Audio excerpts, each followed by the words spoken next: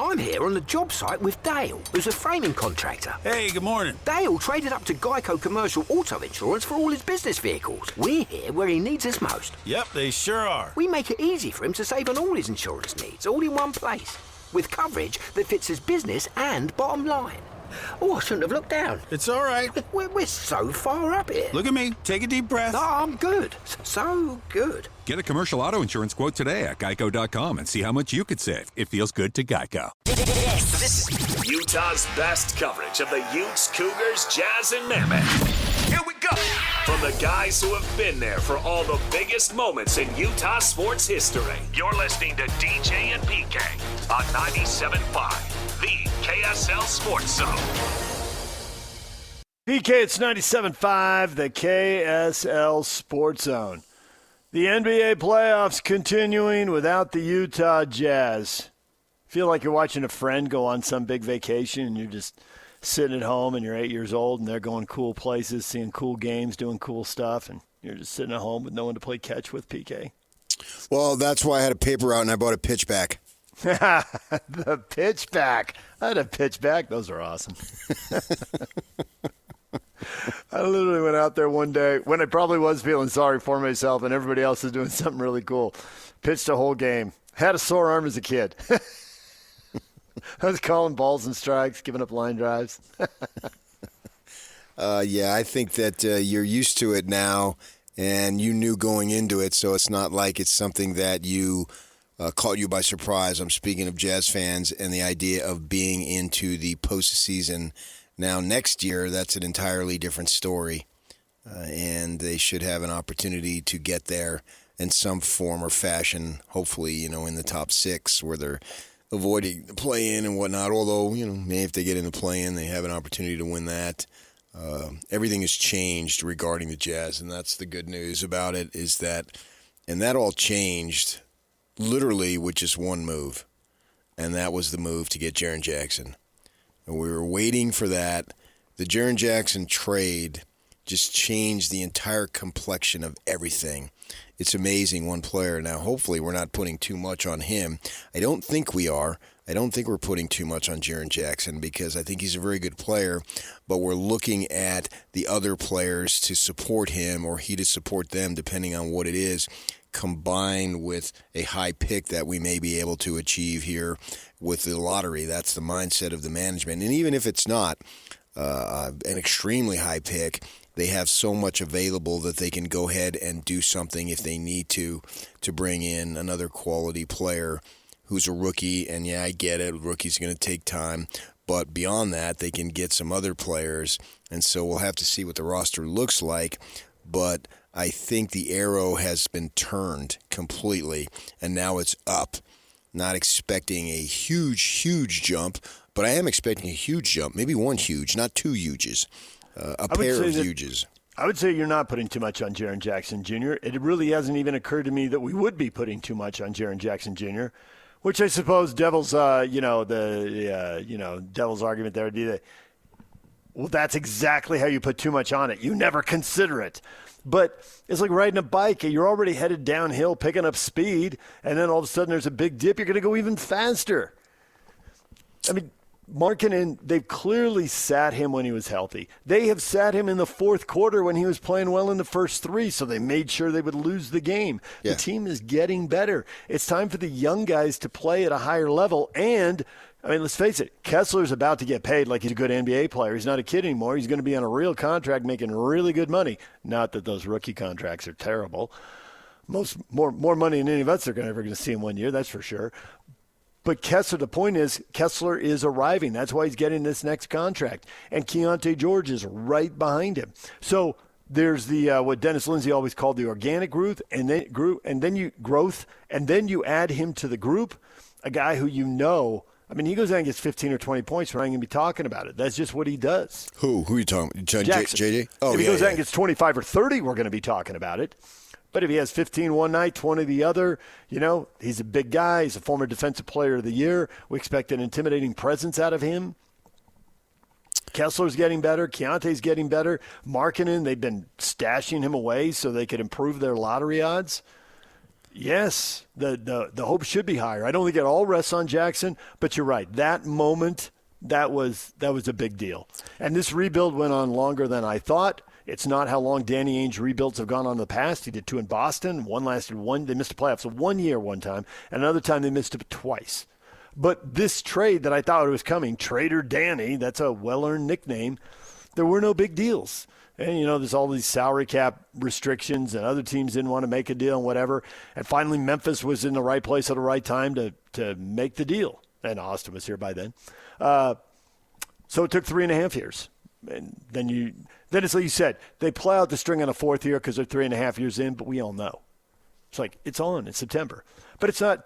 To me, Jackson was a big piece of that puzzle, but it's not all sitting on him. I mean, I got expectations for all these other guys. And I've got no problem with those expectations, but until that happened, you didn't know how long it was going to go. No, it didn't. And then once they needed that trade. I'm speaking generally, not you specifically, but we didn't know. But once that trade was made, you don't make that trade. Clear. Very clear. Try to tank another year. You just don't. It's not conceivable. It's not possible. And they don't want to. They've had enough. They're tired of the commissioner calling them, what are you guys doing, blah, blah, blah, blah, blah. Now the commissioner, you don't have to worry about that phone ringing. If the phone rings and it's the commissioner, it's about something else. It's not about why you guys are sitting, guys. Now, the great thing about it is this franchise has had a stellar reputation, or at least a solid reputation for decades, and now that's returned. And the league will see it. It will see that, okay, we don't have to worry about that franchise out there. They're not going to embarrass the league. They're not going to do something. And maybe you had to, but that they forced the Jazz to do it. Jazz did what others have done, and somehow they got crapped on for some stupid reason. Meanwhile, San Antonio is flying high, and credit to them that they sucked, and they sucked at the right time to get Wembanyama. But in their other times that they sucked, they were able to cash in with players. Just because you stink and got a high draft pick doesn't mean that you're going to get a good player. We've seen that so many times. And to their credit, you got to give them credit for drafting the right guys, and here they go. And they look like you could draw parallels between the Spurs and what the Mammoth are doing. Young guys all on the come, playing very well, and looking like you're going to have a winning situation in X amount of years, fill in the blank, 5 years, whatever it might be. Who knows? We'll see how it plays out. Now, the Jazz aren't quite there yet because the Spurs obviously have proven it on the floor. The Jazz haven't proven on it on the floor. That's what I want to see. And I'm so fascinated. I can argue that this will be the most fascinating season in the time that I've moved to this area since 1993 when I moved. That, and what I mean by that, the fascination of how is it going to play out for the 10 years that my first 10, well, we knew how it was going to play out, right? You're going to have the one guy dribbling up the floor, dribbling the ball up the floor, looking to make a great pass. You're going to have the other guy score, and some other guys are filling the other necessary holes there. Away you go. Even with the boozer Darren Williams, okay, I pretty much knew how it was going to be.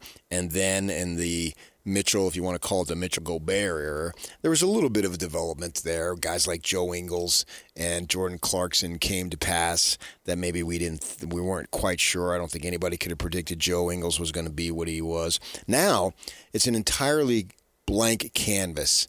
Who's going to emerge? Are they going to have a guy who's the guy? Or are they going to have two guys averaging, say, 22 and 18, 19? Or are they going to have two guys averaging 24 and 21?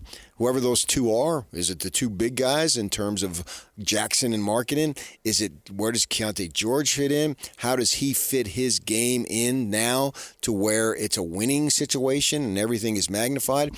And then you got the wild card over here, Locke, who we all respect his basketball knowledge. Even if you don't like him, we do, obviously, but if you should have a reason not to, certainly you respect his basketball knowledge. I mean, come on. The guy's just so into it, and he's got so much experience now and talks to so many different people that what he says has value, and he's talking about the emergence of Ace Bailey as soon as the middle of next season. That's crazy. How does that all work? Will Hardy has gone from like rags to riches in a sense, right? You're playing to lose, essentially. The guys on the floor aren't, but the management is. And so you've had to deal with that and handle that for 4 years. And the fact that he still has hair on his head and he hasn't pulled it all out is amazing to me. Yeah, and I know he's getting paid great money. I understand that. But at the same time, if he would have been patient, he probably would have get the Boston job. So you play those mind games. Now, this season, how does he direct all these pieces of the puzzle? Name me a coach in Jazz history who's had to do what he's about to do. I don't think you can. Now, I don't go back. I know Frank Layden was a character, so certainly we knew of him, but that's the extent of it.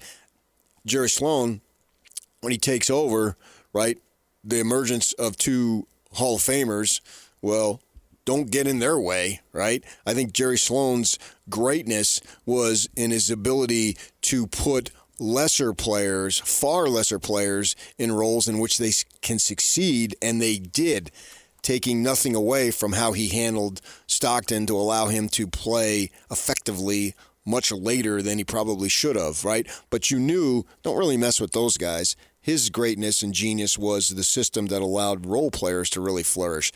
And what does Will Hardy do? How does he handle this? I am so fascinated how this is going to play out and what it's going to be. It's, for me, after slogging through these last 4 years, I am super excited to turn on that television or go to these games starting from game 1 next season. I think that this rebuild reminds me a lot of that Carlos Boozer, Darren Williams rebuild. I think that last one, with Hayward leaving and Mitchell showing up, that was really weird. It had its own time and it's had its own thing going on there. But Jackson comes in kind of in the Boozer role. All right, this guy's been successful. How much more successful can he be? Jackson's a little older and more established than Boozer was. Boozer only been in like 2 years, I think, when he jumped to the Jazz. And then you've got D. Will, kind of the Ace Bailey thing, like, man, I see some upside here. This could really work. Kirilenko had been on the roster a long time. I don't know if there's a perfect comparison to him or Memos, but I do see some other comparisons there that make sense to me. They'd been down 3 years, and that was they were really frustrated because it looked like the first year, this is what turned out to be the third year missing the playoffs. There were injuries, and D. Will was sitting, but he was starting, but he was sitting.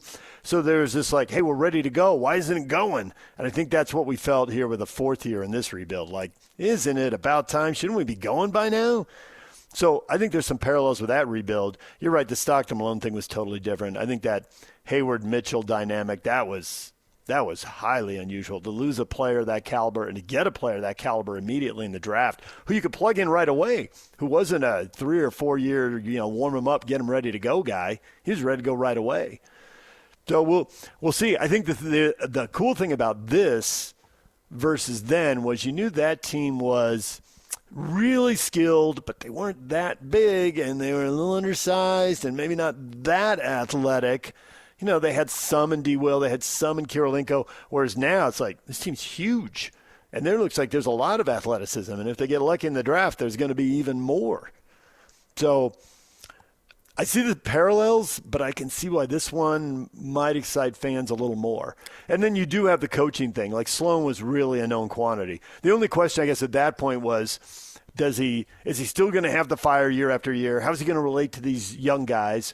And the answer was very well to some and not so well to D. Will. There was always going to be a problem with D. Will.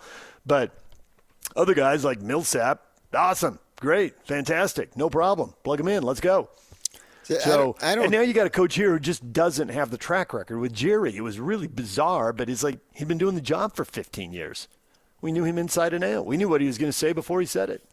I don't see very many parallels in that Boozer-Williams thing to this team. That one, Darren Williams had the ball in his hand since the time he was 5 years old. And he took his team to the Final Four, right? And so he was going to come in. Once Sloan gave him the keys, he was going to drive it. And it took a bit for him to get the keys, I understood. Jerry wanted to do what he did there. But here next year, who gets the keys? That's what I'm saying. Who has it?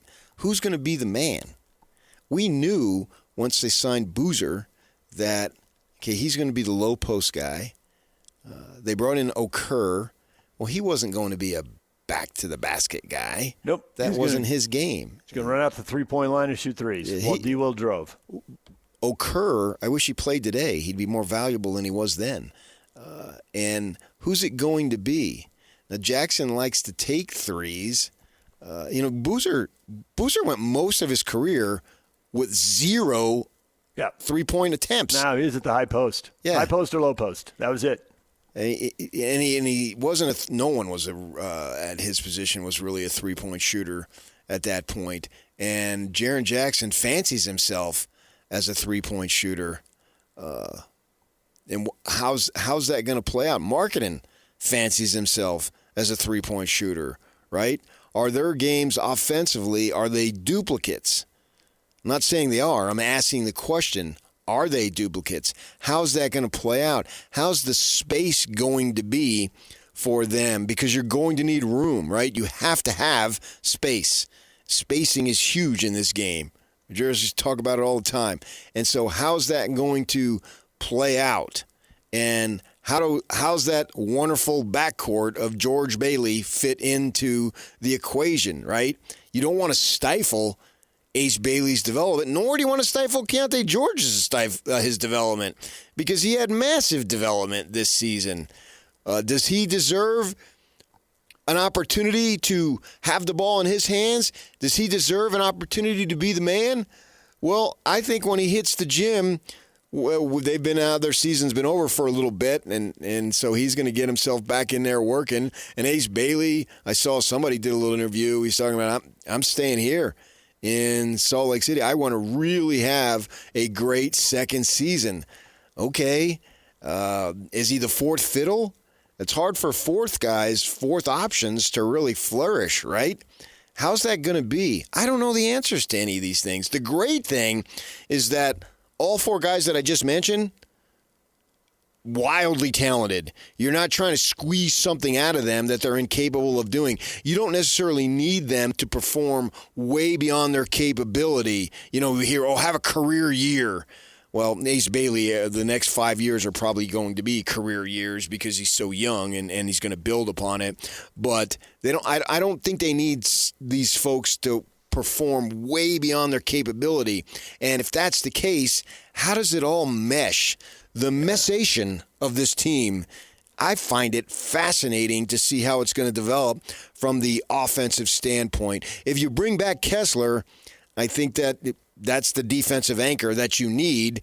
And so the emphasis that they put on defensively, as we've heard Will Hardy speak about that over and over, and he spoke about it right at the end there in his final address before they depart for the summer. You know, it's going to be at the defensive end. Great.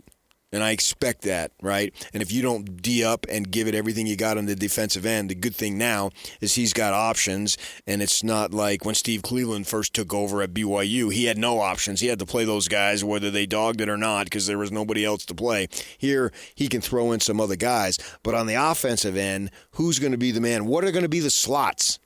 You know, who's going to be the primary? And 1 through 4. How's that going to be? How is he going to rotate through them, PK? Because none of these guys are going to play 82 games. Some of them, we'll see if somebody plays 75. Right now, I would take no. So you will have some guys at 70. You'll have others at 60 or 65. So those 4 guys you mentioned, you're right. You know, there's only one basketball. Who gets the shots? But if people are missing 10, 15, 20 games, that takes away some of the pressure. Sure, but they're not going to do that in the playoffs, though. They're all going to be there. Well, we'd like to think so. We would like to think so. We'll see when we get there if they're all going to be there. I mean, the playoff injuries are up. We can get it. We can do another segment on that. DJ and PK, we're going to take a break right now. Coming up next, the Utah Mammoth. You buying in? Are the playoffs winning you over? We were sharing people's stories earlier this morning. There were a lot of different stories, interesting takes. Some people moved from Arizona. The whole take on what was happening in the St. George area. Obviously, winning matters a lot. But there are more people shaping their fandom in interesting ways, and we will get to that next. Stay with us. DJ and PK. It's 97.5, the KSL Sports Zone.